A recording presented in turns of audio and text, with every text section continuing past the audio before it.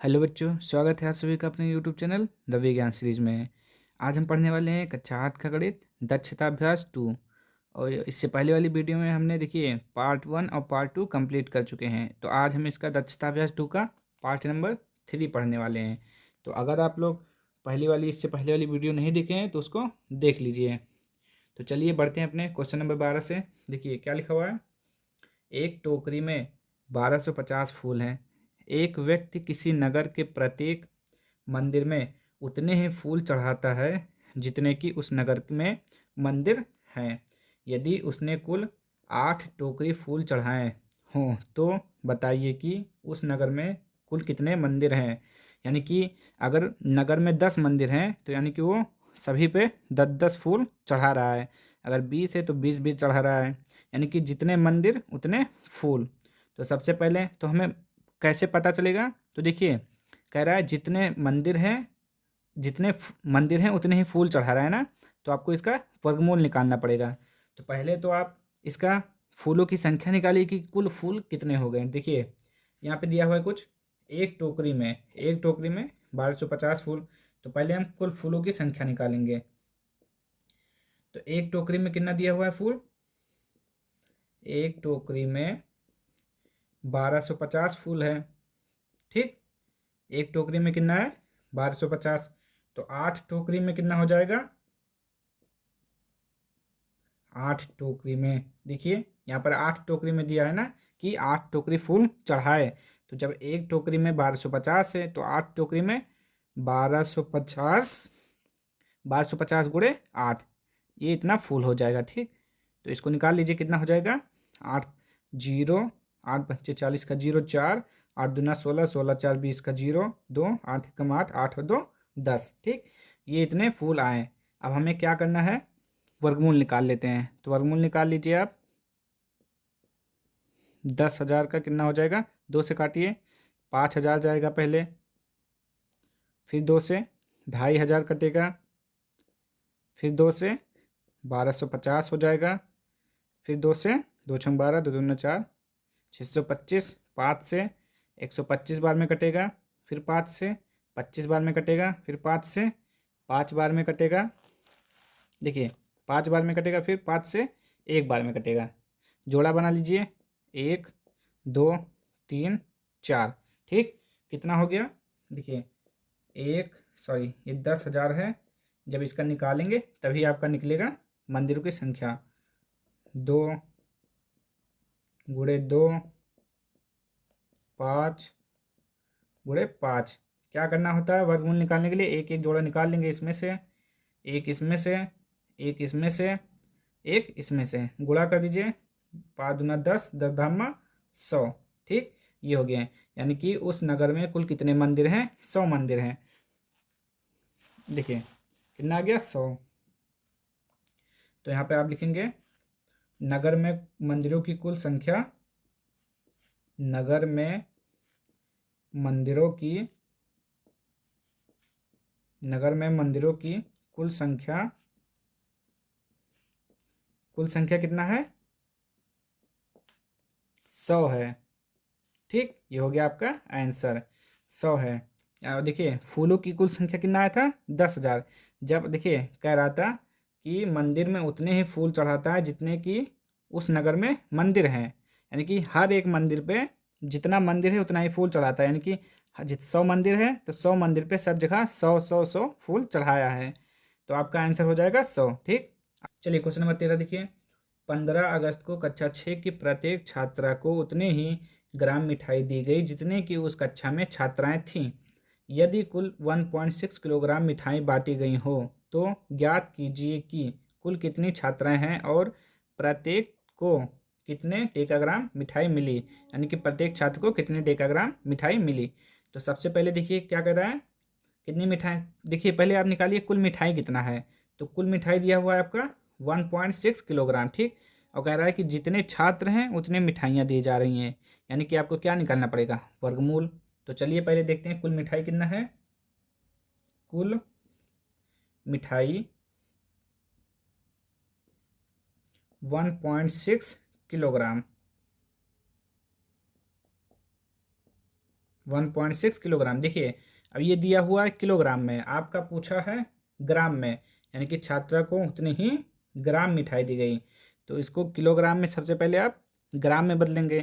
तो एक, यहाँ पे लिख लीजिए, 1 किलोग्राम होता है आपका 1000 ग्राम, यानी कि ये इतना किलोग्राम है, इसमें 1000 से गुणा कर दीजिए तो आपका ग्राम में निकल आएगा। 1000 से गुणा कर देंगे, पॉइंट हटाएंगे, जीरो आ जाएगा, एक से एक जीरो कट जाएगा, आपका आ जाएगा 1600 ग्राम। ठीक, ये हो गया आपका 1600 ग्राम। अब हमें निकालना क्या था, छात्राओं की संख्या। तो छात्राओं की संख्या यानी कि इसका वर्गमूल, तो लिखेंगे आप कुल छात्राएं, कुल छात्राएं कितनी हो जाएंगी, 1600 का वर्गमूल। ठीक, ये हो जाएगा छात्राओं की संख्या। तो 1600 का वर्गमूल निकालेंगे, कितना आएगा, करके देख लेते हैं तुरंत। वैसे तो आएगा 40। देखिए 4 चौक 16, ये कट गया, ये 4 यहाँ लिखा जाता है, उसके बाद जीरो है तो एक जीरो कर देंगे, हो जाएगा आपका 40।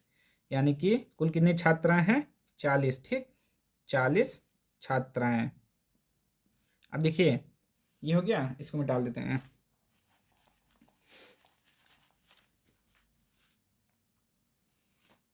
देखिए कुल छात्राएं कितना आपका निकल के आया, 40। और देखिए यहाँ पे कह रहा है कि कक्षा 6 की प्रत्येक छात्रा को उतनी ही ग्राम मिठाई दी गई जितनी कि उस कक्षा में छात्राएं थीं। तो छात्राएं कितनी हैं, 40, यानी कि प्रत्येक छात्रा को कितनी ग्राम मिठाई दी गई, 40। यहाँ पे बता रहा है ना कि उतनी ही ग्राम मिठाई दी गई जितनी कि उस कक्षा में छात्राएं हैं, यानी कि प्रत्येक छात्र को कितना मिठाई मिला, 40 ग्राम। प्रत्येक छात्र को, प्रत्येक छात्र को कितना मिला, 40 ग्राम। ठीक, प्रत्येक छात्र को कितना मिला, 40 ग्राम। लेकिन आपका आंसर कुछ और पूछ रहा है। देखिए प्रत्येक छात्र को कितने डेकाग्राम मिला। ठीक, यहाँ पे छात्र नहीं लिखा हुआ, लिख लीजिए प्रत्येक छात्रा को कितने डेकाग्राम मिठाई मिली। अब डेकाग्राम क्या होता है, तो देखिए 1 डेकाग्राम होता है, यहाँ पे लिख लीजिए कि 1 डेकाग्राम बराबर होता है आपका, 1 डेकाग्राम बराबर आपका होता है 10 ग्राम। ठीक, 1 डेकाग्राम बराबर कितना होता है, 10 ग्राम। तो देखिए, और 4 डेकाग्राम बराबर, 1 डेकाग्राम बराबर 10 ग्राम, सॉरी, और 4 डेकाग्राम बराबर कितना हो जाएगा, 10 चौक 40 ग्राम। यानी कि आप इसको क्या लिख सकते हैं, 4 डेकाग्राम। तो यहाँ पे लिखेंगे प्रत्येक छात्रा को, छात्र ने छात्रा को 40 डे, सॉरी 4 डेकाग्राम, डेकाग्राम मिठाई मिली। ठीक, ये हो जाएगा आपका आंसर। प्रत्येक छात्र को कितनी मिली, 4 डेकाग्राम। ठीक, देखिए 1 डेकाग्राम बराबर होता है 10 ग्राम, तो 4 डेकाग्राम बराबर हो गया 40 ग्राम, यानी कि ये जो 40 ग्राम है 4 डेकाग्राम के बराबर है, तो इसलिए हमने। चलिए क्वेश्चन नंबर 14 देखिए, वह छोटी से छोटी प्राकृतिक संख्या ज्ञात कीजिए जिसे 16,160 में से घटाने पर शेषफल पूर्ण वर्ग हो जाता है। तो हमने आपको बताया था इस तरह का अगर आपसे क्वेश्चन पूछता है तो सबसे पहले आप क्या करेंगे, भाग विधि से इसका वर्गमूल निकालने का प्रयास करेंगे। ठीक, वर्गमूल निकालेंगे सबसे पहले इसका। और देखिए क्या करते हैं वर्गमूल निकालने के लिए, पीछे से जोड़ा बनाते हैं, बना लीजिए। एक, एक बार में जाएगा, एक आएगा, इसको जोड़ के यहाँ पे लिखते हैं, एक यहाँ पे भी लिखा जाएगा। अब इसको घटा दीजिए, कट जाएगा, एक जोड़ा उतारेंगे। अब देखिए 2 बार में जाएगा, 22 दूना 44, 11 में से 4 गया 7, 5 में से 4 गया 1, फिर एक जोड़ा उतारेंगे, इसको जोड़ के यहाँ लिखेंगे 4 2, 1 2 यहाँ पर भी लिखा जाएगा। अब देखिए कितनी बार में जाएगा, 7 दूना 14, 8 दूनी 16, 8 बार में करके देखते हैं, 8 दाएँ 64, 64 का 4, 6 बचा, 8 चौक 32, 32 और 6 38, 8 दूनी 16 3 19, नहीं ज़्यादा हो रहा है, 8 से नहीं करना है, 7 से करके देखते हैं। 7 सत्ते 49 का 9, 7 चौक 28, 4 32, 28 से 32, 14 3 17 करके देखते हैं। 7 सत्ते 49, 49 का 9, 4, 7 चौक 28, 28 और 4 32, 32 का 2, 3, 7 दूनी 14, 14 और 3 17, सही है ठीक। घटाइए, 10 में से 9 गया, 1 बचा, 5 में से 2 गया, 3 बचा और ये कट जाएगा, इसको यहाँ पर लिखेंगे ठीक। अब देखिए आपके पास कितना बच गया शेष, 31, यानी कि ये अभी पूर्ण वर्ग संख्या नहीं है, तो उसे कह रहा है कि 16,160 में से घटाने पर शेषफल पूर्ण वर्ग हो जाए। कितना घटाने पर, ये तो पूछ रहा है आपसे कि, तो आपको मालूम हो गया जो शेष बच रहा है अगर आप इसको घटा देंगे तो क्या हो जाएगा, ये जो संख्या है एक पूर्ण वर्ग संख्या बन जाएगी। तो आप इसको क्या करेंगे, तो देखिए लिख लेते हैं इसको। तो चलिए लिख लीजिए, क्या लिखेंगे आप कि अतः 16,160 यानी 16,160 में से ये जितना आया है उसको घटा देंगे ठीक। 31 घटाने पर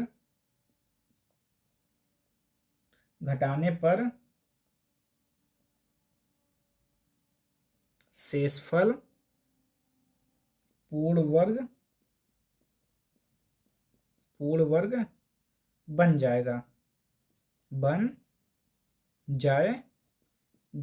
देखिए अब कितना होता है, 16,160 में से 31 घटाने पर शेषफल पूर्ण वर्ग बन जाएगा ठीक। तो ये होगा आपका आंसर। चलिए नेक्स्ट क्वेश्चन देखते हैं। चलिए क्वेश्चन नंबर 15 देखिए, वह छोटी से छोटी प्राकृतिक संख्या ज्ञात कीजिए जिसे 594 में जोड़ दे तो योगफल पूर्ण वर्ग हो जाता है। इसको भी आपको कैसे लगाना है, भाग विधि से। ऐसे सारे क्वेश्चन जिसमें कहे कि जोड़ दें घटा दें वो सब भाग विधि से लगेंगे ठीक। 594, तो जोड़ा बनाइए, बन गया, ये 2 बार में जाएगा, 2 दूना 4, 5 में से 4 गया, 1, इसको उतार लीजिए, ये 2 2 4 हो जाएगा, यहाँ पे 2 लिखा जाएगा। अब क्या करेंगे, अब देखिए हमें क्या कह रहा है, 594 में जोड़ दें, यानी कि जैसे कि हमने आपसे पूछा कि 45 में कितना जोड़ दें कि एक पूर्ण वर्ग बन जाए, तो आप क्या करेंगे, ऐसे निकालेंगे। तो 45 के आसपास कौन सा वर्ग होता है, 7, 7 सत्ते 49, यानी कि 9 में से 5 गया 4, यानी कि अगर देखिए शेषफल हमारा माइनस में आया, देखिए नीचे से घटाया गया ना तो माइनस में आया, यानी कि अगर आप 45 में 4 जोड़ देते हैं तो 49 बन जाएगा जो कि एक पूर्ण वर्ग संख्या है।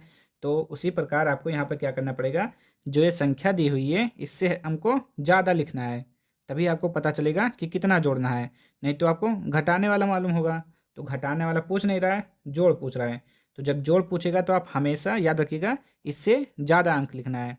तो ये कितनी बार में जाएगा आपका, 4 बार में कम हो जाएगा, 5 बार में करके देखते हैं। 50 25 का 5, 5 चौक 20, 20 और 2 22, घटाइए कितना हो जाएगा, 14 में से 5 गया, सॉरी नीचे से घटाना है आपको, 5 में से 4 गया 1, 12 में से 9 गया 3 ठीक, ये हो गया, यानी कि माइनस का 31 आपका आया ठीक। अगर आप 594 में से 594 में से 31, देखिए 31 आया ना, तो इसको आप जोड़ना पड़ेगा, जोड़ देंगे तो 4 1 5, 9 3 12 का 2, 5 1 6, देखिए ये किसका वर्ग है, 25 का वर्ग है, 25 गुणे 25, 25 का वर्ग 625, तो वही आपका हो जाएगा आंसर। तो आप क्या लिखेंगे, 594 में, यहाँ पे लिख लीजिए अतः 594 में 31 जोड़ दें तो योगफल पूर्ण वर्ग बन जाता है। या हो जाता है। ठीक, याद रखिएगा, जब आपसे पूछे जोड़ दें तो आपको हमेशा एक नंबर इससे इससे जो यहाँ पे रहेगा उससे ज़्यादा लिखना है। ठीक, अगर आपको घटाने के लिए बोलेगा तो जितना शेष आएगा उसी को घटा देंगे, अगर जोड़ने के लिए कहेगा तो आप हमेशा ज़्यादा ही लिखेंगे। इसको अच्छे से याद कर लीजिएगा। चलिए अब आगे देखते हैं इसका अगला क्वेश्चन। चलिए क्वेश्चन नंबर 16 देखिए, एक वर्गाकार बाग को स्वच्छ, निर्मल एवं प्रदूषण मुक्त बनाने के लिए रख रखाव पर प्रति वर्ग मीटर रुपया 2.25 मासिक व्यय आता है। यदि बाग के रख रखाव पर मासिक व्यय 3600 हो तो बाग की लंबाई ज्ञात कीजिए। ठीक, देखिए जो बाग होगा आपका ऐसे कि यानी कि ऐसे बना हुआ है, इसका जो 1 वर्ग मीटर पे जो खर्चा आ रहा है आपका कितना आ रहा है, 2.25 1 वर्ग मीटर पे आ रहा है। ठीक, 1 वर्ग मीटर पे जो खर्चा है आपका 2.25 है। बल्कि बाग के रख रखाव पर मासिक व्यय यानी कि पूरे महीने का जो आपका दिया हुआ है 3600 दिया हुआ है। ठीक, तो आप क्या करेंगे, बाग की लंबाई निकालिए। हमें निकालना है बाग का कुल क्षेत्रफल कितना है। ठीक, 1 वर्ग में इतना रुपया खर्चा हो रहा है, तो देखिए पूरे में निकालना है तो क्या करेंगे, 1 रुपये वाले से इसमें भाग कर देंगे, मतलब 1 वर्ग मीटर से इसमें भाग कर देंगे। 1 वर्ग मीटर में इतना रुपया खर्चा हुआ, तो इसमें जब भाग करेंगे इससे तो हमें ये मालूम हो जाएगा कि कितना वर्ग मीटर था। ठीक, तो आप ज़रा ऐसे लिखिए ना, देखिए तो बाग का कुल क्षेत्रफल, तो बाग का क्षेत्रफल निकाल लेंगे आप। देखिए बाग का क्षेत्रफल, देखिए टोटल कितना दिया हुआ है, 3600 मासिक आय दिया हुआ है ना, तो 3600 में आप 1 वर्ग मीटर से भाग कर देंगे, यानी कि 2.25 से जब आप भाग करेंगे तो आपका क्षेत्रफल निकल आएगा। अब पॉइंट है, पॉइंट हटाएंगे तो ऊपर एक जीरो बढ़ाएंगे। ठीक, ये हो जाएगा 36,000, 36,000 हो गया बटे में 225। अब जब आप इससे इसको भाग करेंगे तो आपका आएगा 1600। ठीक, 1600 वर्ग मीटर, क्योंकि वर्ग का क्षेत्रफल होता है, सॉरी जो इसका यूनिट आएगा वर्ग मीटर में आएगा। ठीक, अब देखिए ये हो गया कुल क्षेत्रफल यानी कि 1600 वर्ग मीटर। हमें निकालना क्या है, एक भुजा की लंबाई, एक भुजा मालूम करना है। ठीक, तो देखिए क्या लिखेंगे यहाँ पर, वर्ग का क्षेत्रफल, वर्ग का क्षेत्रफल, तो वर्ग का क्षेत्रफल का क्या होता है फार्मूला, भुजा का स्क्वायर। ठीक, और देखिए वर्ग हमने क्यों लिखा, क्योंकि यहाँ पे आपको बता रहा है वर्गाकार, देखिए बोल रहा है ना कि ये जो है वर्गाकार है, तो वर्ग का क्षेत्रफल भुजा स्क्वायर। और आपको देखिए क्षेत्रफल कितना दिया हुआ है, 1600 वर्ग भुजा स्क्वायर। अब जब देखिए अब इसको आप क्या लिख सकते हैं, 400 का स्क्वायर, 400 का स्क्वायर, और यहाँ पे हो जाएगा भुजा स्क्वायर, और घात घात एक समान है तो काट देंगे। अब भुजा बराबर क्या हो जाएगा आपका, यानी कि आप यहाँ पे लिख सकते हैं भुजा बराबर 400 नहीं आएगा 40। ठीक, भुजा बराबर क्या हो जाएगा 40 मीटर। तो एक भुजा की लंबाई आपकी कितनी है, 40 मीटर। और वही पूछ रहा था आपसे कि बाग की लंबाई ज्ञात कीजिए। ठीक, तो लंबाई कितना हो गया, 40 मीटर, यही आपका आंसर हो गया। और देखिए यहाँ पर एक और आप काम कर सकते थे, जिसे भुजा स्क्वायर लिखा हुआ है, तो भुजा स्क्वायर आप देखिए आप दोनों तरीके से कर सकते हैं। जैसे भुजा स्क्वायर है तो जब स्क्वायर इधर, इसको स्क्वायर को इधर भेजेंगे तो ये हो जाएगा आपका अंडर रूट में ऐसे, और यहाँ पे हो जाएगा भुजा। आप दोनों बात जाने रही है ना, तो भुजा बराबर अंडर रूट 1600, और अंडर रूट 1600 का मान कितना होता है 40, ये भी आपको मालूम है। याद रखिएगा कि जब भी स्क्वायर को एक पक्ष से दूसरे पक्ष में भेजते हैं तो वो अंडर रूट का रूप ले लेता है। ठीक, किसका, अंडर रूट यानी कि इसे वर्गमूल। ठीक, तो भुजा बराबर 40 मीटर, तो वही आपका आंसर हो गया। अब देखिए अगला क्वेश्चन। चलिए क्वेश्चन नंबर 17 देखिए क्या लिखा हुआ है, स्वतंत्रता दिवस के अवसर पर बच्चों द्वारा एक गांव में 289 वृक्ष लगाए गए। प्रत्येक क्यारी में उतने ही वृक्ष लगाए गए जितने कुल क्यारियां थीं। तो प्रत्येक क्यारी में कितने वृक्ष लगाए गए हैं। आपको क्या निकालना है कि प्रत्येक क्यारी में कितने वृक्ष लगा गया है। तो आप एक चीज़ हमेशा के लिए याद कर लीजिए कि जब भी आपको क्वेश्चन में पढ़ने से यह पता चले कि उतना जितना अगर आपको आ रहा है, जैसे कि कह रहे हैं उतने ही वृक्ष लगाए गए जितनी कुल क्यारियाँ थीं, या उतने ही, अभी इससे पहले वाले अपने क्वेश्चन में पढ़ा था, उतने ही फूल उसने चढ़ाए जितने के कुल मंदिर थे। अगर ये दोनों शब्द आए तो आप जान लीजिए क्या करना है, वर्गमूल निकाल देना है। जो आपको यहाँ पे संख्या दी रहेगी नंबर, उसका वर्गमूल निकालना है, बस आंसर आ जाएगा। तो इसका वर्गमूल निकाल लेते हैं। तो हमें क्या निकालना है, कुल क्यारियाँ थी, प्रत्येक क्यारी में कितने वृक्ष लगाए गए। तो प्रत्येक क्यारी में प्रत्येक क्यारी में